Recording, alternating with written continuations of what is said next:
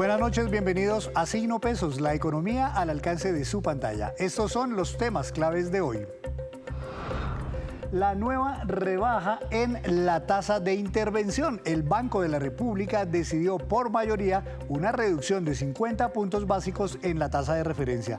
Aseguran que la caída de la inflación permitió acelerar esos recortes y que ayudarán a reactivar la economía. Analizaremos el tema con Juan David Ballén de la comisionista Casa de Bolsa. Las parejas ya no quieren tener tantos hijos. En los últimos años se ha profundizado el descenso en el número de nacimientos. Víctor Grosso nos contará las cifras de este reporte del DANE y lo que significa para nuestro país. La urgente necesidad de suministrar agua potable. Hoy es el Día Mundial del Agua y son evidentes las graves carencias de este líquido en muchas comunidades colombianas. La ministra de Vivienda, Catalina Velasco, habló de los planes del gobierno para remediar este problema.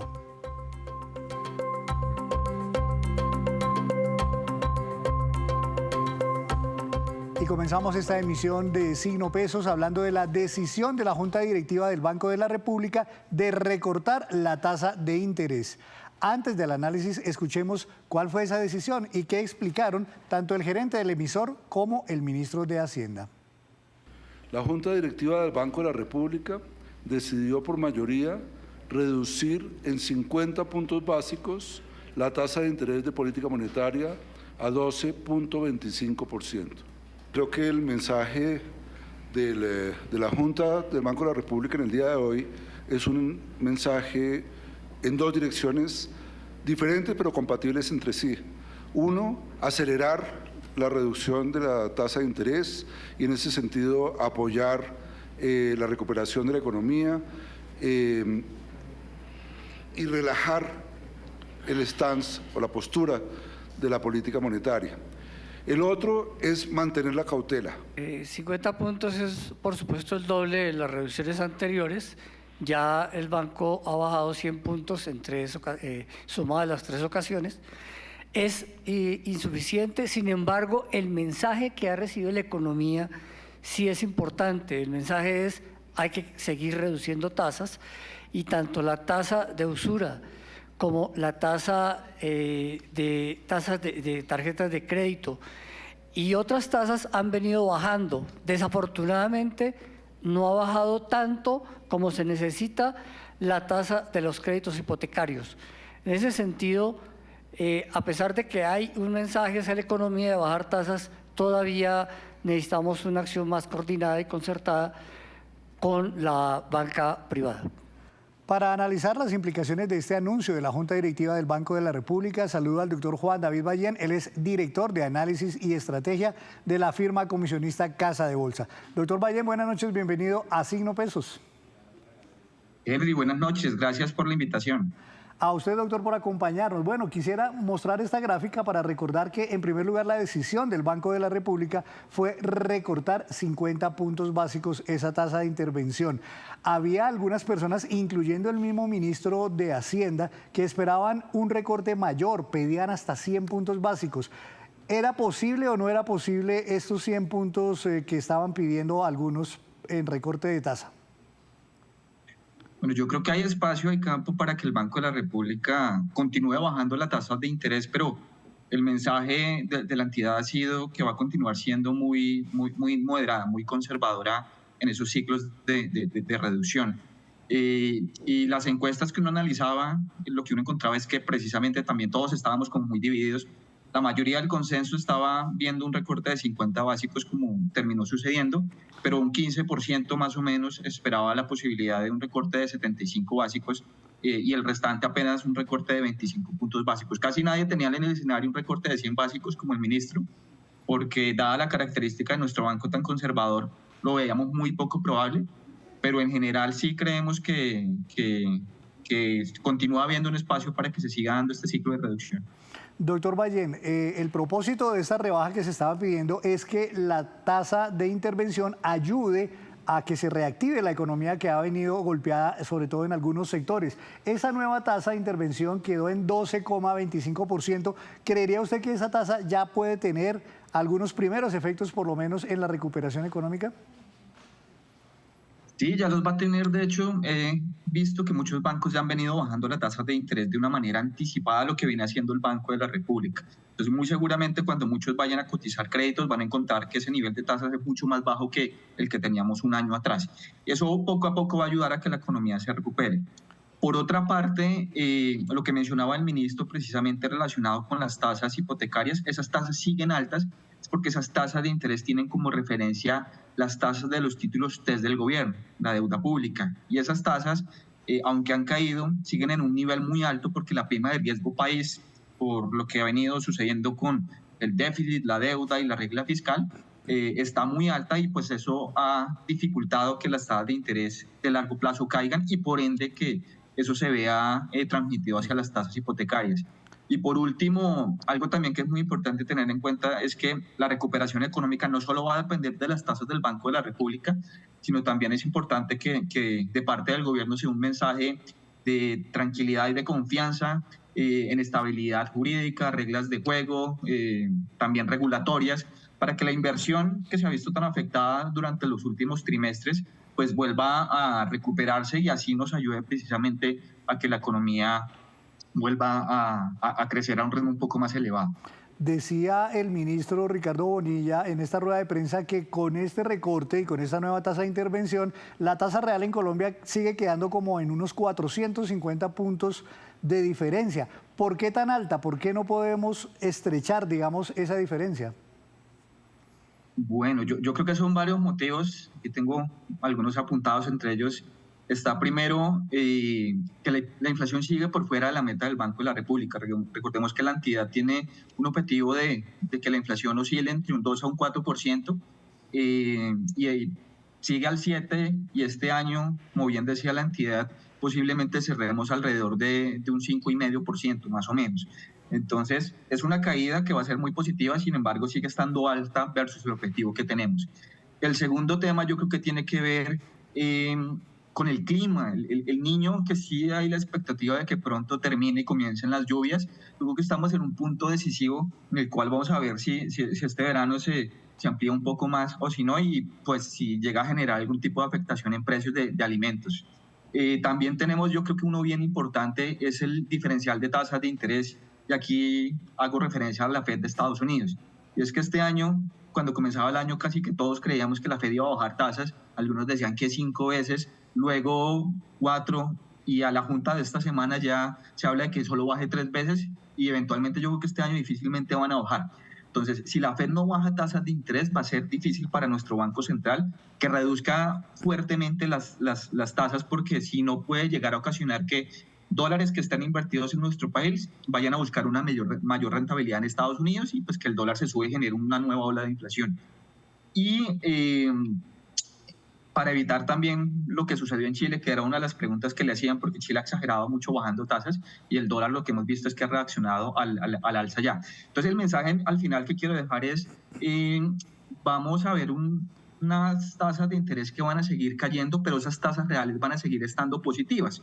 La inflación puede caer un 5%, sin embargo, por ejemplo, en el mejor de los casos creemos que Banco de la República este año reduce tasas hasta el 8%, entonces va a seguir siendo una tasa real positiva. Decía el ministro Bonilla en esta rueda de prensa, y con un tono un poco como de crítica, que los bancos estaban reduciendo ya las tasas de captación, pero no así la tasa de colocación, que eso lo que hacía era aumentar su margen de intermediación. Esto podría ser fácilmente interpretado por la población como que los bancos están primero salvando sus ganancias y tratando de recuperar las pérdidas que muchos tuvieron el año pasado. ¿Puede ser una buena interpretación?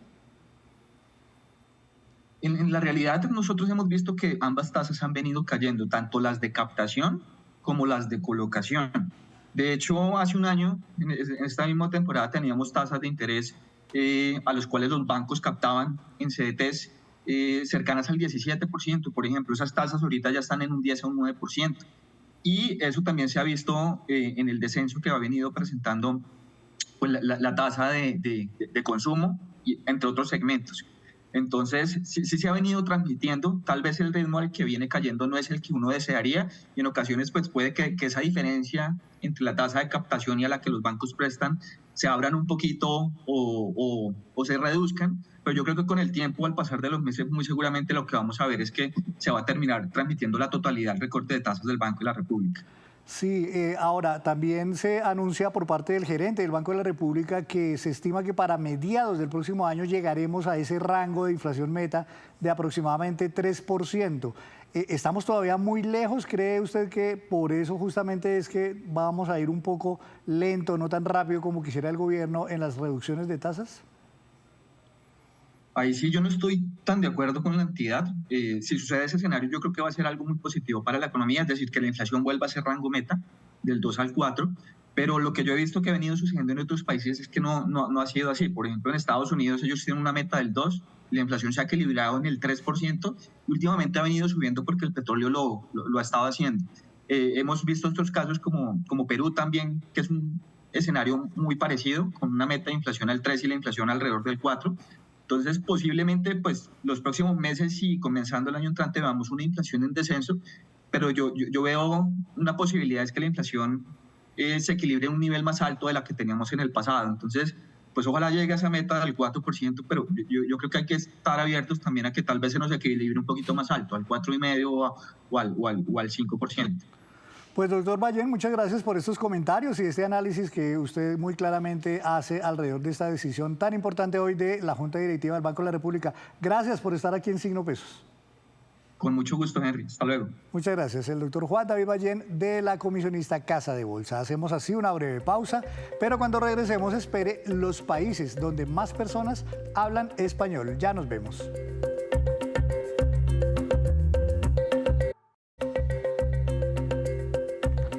Gracias por continuar con nosotros en Signo Pesos. Y a esta hora llega Víctor Grosso, que nos trae noticias. Víctor, sobre bebés, sobre nacimientos. Sí, es una noticia, digamos, curiosa. Es un fenómeno que no solo está ocurriendo en Colombia, esto ya viene sucediéndoles a los países desarrollados, pero en los últimos 2 años lo estamos viviendo con más intensidad en nuestro país. Me refiero, Henry, al número de nacimientos de bebés durante el año 2023 y también en el tramo de los últimos 10 años. Una fuerte caída se experimenta en Colombia y esto pues tiene ciertas implicaciones desde el punto de vista social y desde el punto de vista económico, por eso resaltamos esta cifra. Pero miremos el histórico, mire, en el año, creo que aquí dice 2014, 670.000 bebés más o menos y la cifra como que se había mantenido estable. Por aquí en la pandemia decían que durante los confinamientos la gente se iban a disparar los números de embarazos, decían de manera chistosa muchas personas, pero no, mire, ocurrió después de la pandemia este fenómeno en Colombia y es que, por ejemplo, entre el 2021 y el 2022 hubo una caída del 7% y entre el 2022 y el 2023 una caída del 11%, muy fuerte. El año pasado nacieron 510.357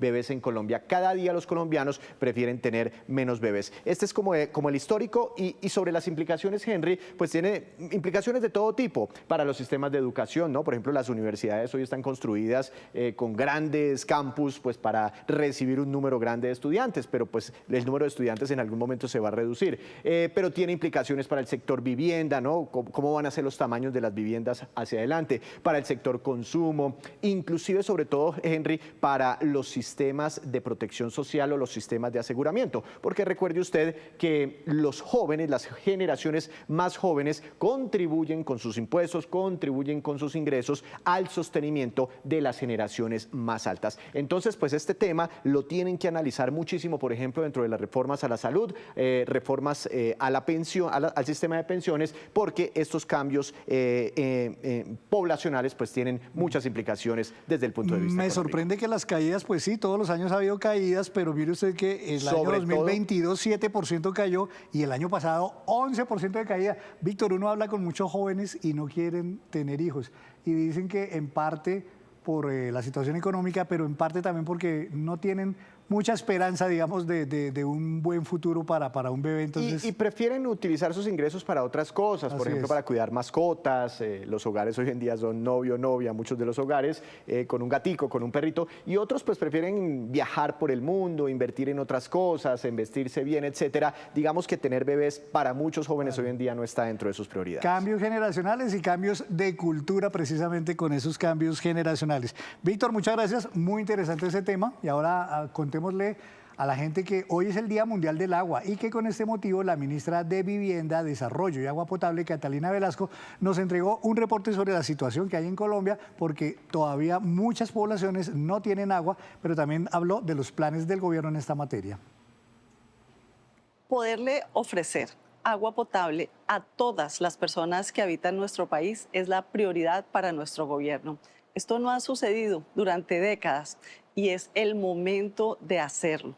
Hay que hacer una profunda reflexión en este país donde ponemos los recursos de inversión. El Día Mundial del Agua es una fecha para comprender que el agua potable es esencial para el bienestar, esencial para la vida humana.